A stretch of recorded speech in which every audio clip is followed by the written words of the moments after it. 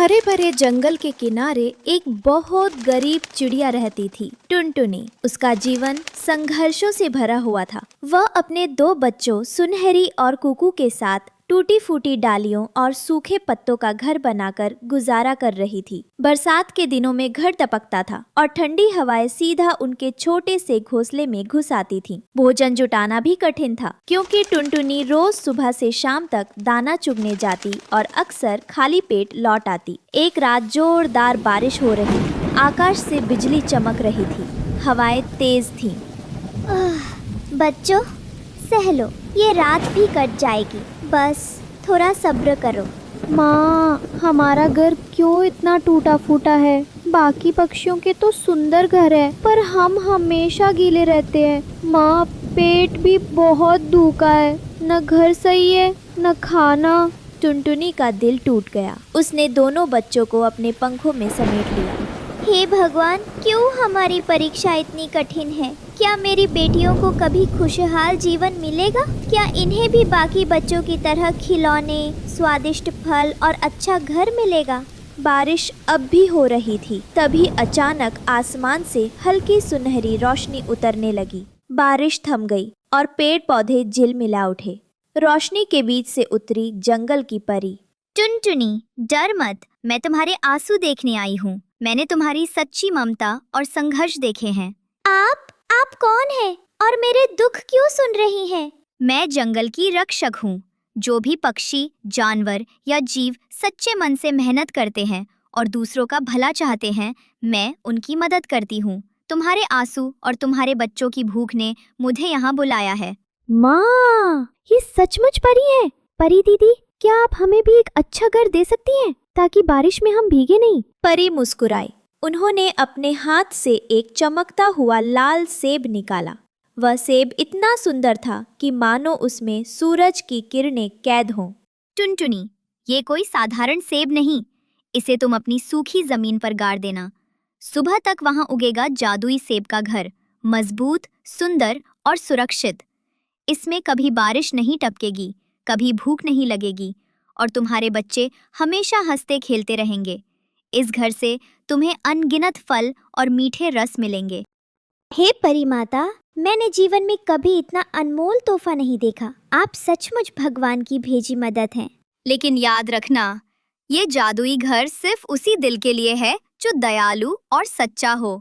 अगर तुम कभी लालच में आई या किसी को दुख पहुंचाया, तो ये घर गायब हो जाएगा। टुनटुनी ने तुरंत हाथ जोड़कर वचन दिया। मैं हमेशा ईमानदार और दयालु रहूंगी। मेरे बच्चों का भविष्य आपकी इस कृपा पर टिका है। परी मुस्कुराई और सुनहरी रोशनी के साथ आकाश की ओर उड़ गईं। अगली सुबह जंगल में अद्भुत नजारा था। जहाँ टुनटुनी ने सेब दबाया था, वहाँ अब खड़ा था एक लाल सेबटे आकार का सुंदर घर। उसकी खिड़कियाँ हरे पत्तों की बनी थीं। दरवाजा सुनहरी पेलों से सजा था और छत पर ओस की बूंदें मोतियों जैसी चमक रही थी। घर से मीठी सुगंध आ रही थी और भीतर ताजे फलों का ढेर था। माँ, देखो, हमारा नया घर कितना प्यारा है, जैसे सपनों का महल। अब बारिश अंदर नहीं आएगी माँ, हम राजकुमारियों की तरह रहेंगे। टुनटुनी की आंखों में खुशी के आंसू थे। ये सब उस परी की कृपा है और शायद मेरी ममता की शक्ति भी। अब कोई दिन भूखा प्यासा नहीं बीतेगा। लेकिन जंगल में सभी खुश नहीं थे। पास में रहने वाला काला कौवा कालू सब देख रहा था। हाँ, ये गरीब चिड़िया कैसे अचानक अमीर हो गई? जादुई सेब का घर, ये तो मेरा होना चाहिए था। मैं ये घर अरब कर ही रहूंगा। वो चाले सोचने लगा। एक दिन कौवा टुनटुनी के घर आया और मिठास से बोला, मैं टुनटुनी, कितना सुंदर घर बना है तुम्हारा। क्या मुझे भी एक कमरा मिल सकता है? मैं भी तो अकेला हूँ। भाई कौवे, ये घर बड़ा तो है, लेकिन परी ने इसे मेरी बेटियों के लिए दिया है। मगर अगर तुम्हें कभी जरूरत पड़े, तुम यहाँ आकर खाना खा सकते हो। कौवा गुस्से से बुदबुदाया। खाने से काम नहीं चलेगा, मुझे तो पूरा घर चाहिए। कुछ दिनों बाद एक रात कौवा चोरी से घर के पास आया और जोर से चिल्लाने लगा, जंगल वालों, देखो, टुनटुनी ने धोखे से परी का घर हथिया लिया है। असल में ये मेरा था, परी ने मुझे दिया था, लेकिन टुनटुनी ने झूठ बोलकर छीन लिया। जंगल के सारे पक्षी इकट्ठा हो गए। अरे टुनटुनी, ये क्या सच है? तुम तो बहुत गरीब थी, फिर अचानक इतना सुंदर घर कैसे मिला?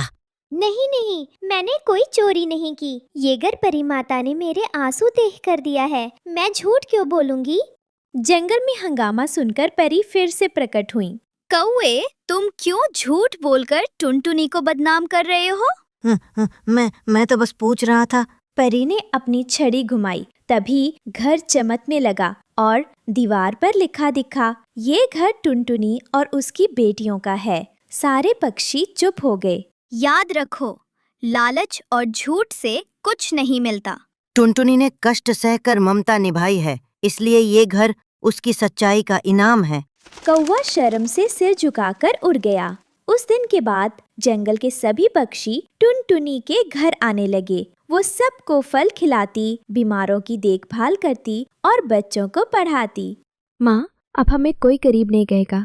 माँ, हमारा घर सबसे प्यारा है। टुनटुनी मुस्कुराई और आसमान की ओर देखते हुए बोली, धन्यवाद परी माता, आपने मेरी जिंदगी बदल दी। मैं वचन देती हूँ कि इस जादुई सेब घर का उपयोग हमेशा भलाई के लिए ही करूँगी। और इस तरह गरीब टुनटुनी चिड़िया का घर पूरे जंगल में प्रेम, दया और सच्चाई का प्रतीक बन गया। टुनटुनी चिड़िया बूढ़ी हो चुकी थी। वो अपने काम खुद से नहीं कर पाती थी। बढ़ती उम्र के बुढ़ापे से परेशान भी थी। उसकी बहू का बर्ताव दिन पर दिन बदलने लगा था। बहू, नहाने के लिए थोड़ा गर्म पानी कर दो। मैं 3 दिनों से नहीं नहाई। तो सासू माँ, नहाने के लिए पानी गर्म करने की क्या जरूरत है? अभी तो गर्मियों का मौसम है, आप ठंडे पानी से ही नहा लें।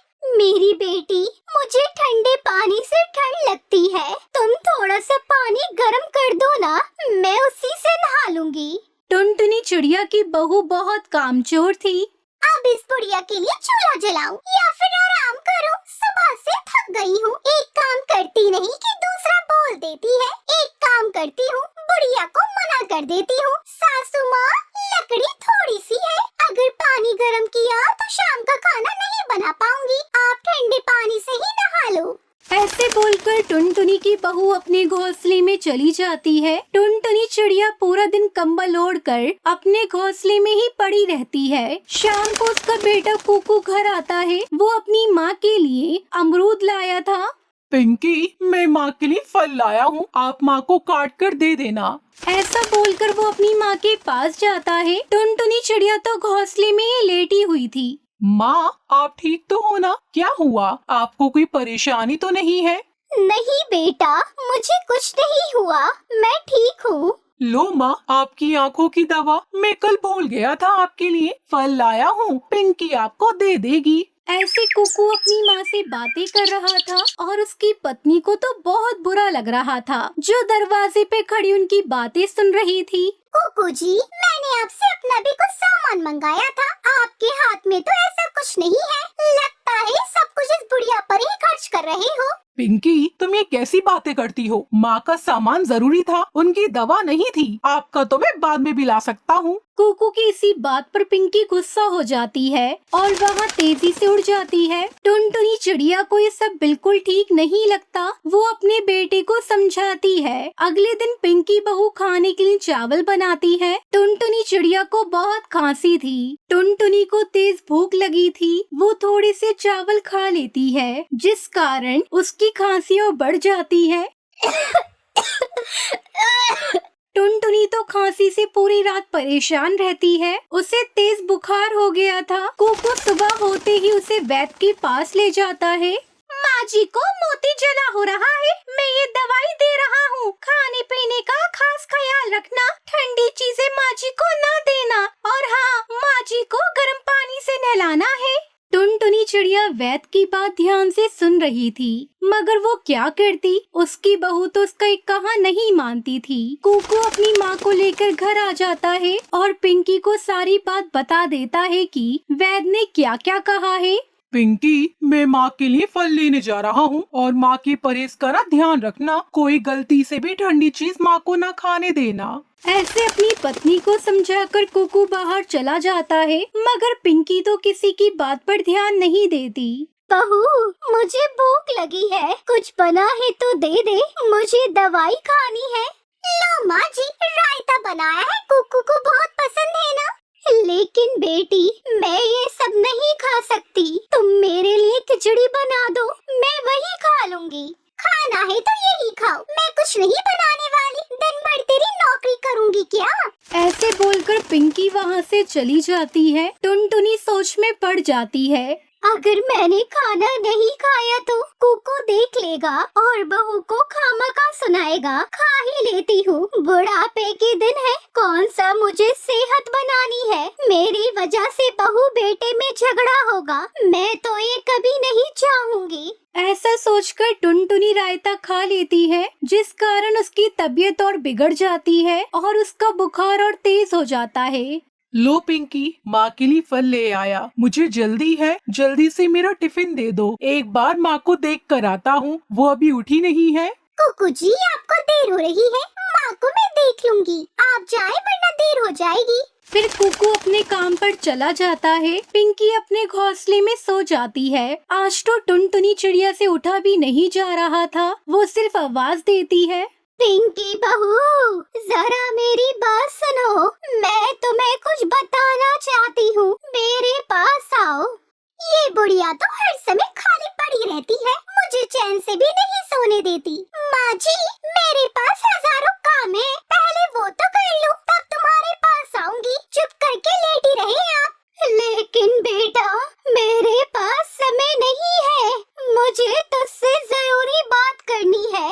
ओहो, फिर से इस बुढ़िया को कुछ चाहिए होगा, चिल्लाने दो, मैं नहीं जाती, बाद में चली जाऊंगी। ऐसे पिंकी अपनी सास की एक नहीं सुनती, मगर वो क्या जानती थी कि उसकी सास अपनी आखिरी सांसें गिन रही थी। उधर कुकू का अपने काम पर बिल्कुल मन नहीं लगता, वो बेचैन सा था। पता नहीं आज मन क्यों बैठा जा रहा है, सब ठीक तो होगा, काम में बिल्कुल मन नहीं लग रहा। एक काम करता हूँ, हाफ डे लेकर घर चला जाता हूँ। ऐसे कुकू छुट्टी लेकर अपने घर आ जाता है। वो सीधा अपनी माँ के घोंसले में जाता है। अपने बेटे को देखकर टुनटुनी चिड़िया को तो सुकून मिलता है, वो अपने बेटे को देखकर खूब रोती है। पिंकी भी कुकू की आवाज सुनकर वहाँ आ जाती है। माँ, आप ठीक तो है ना? अभी तक घोंसले में क्यों लेटी हो?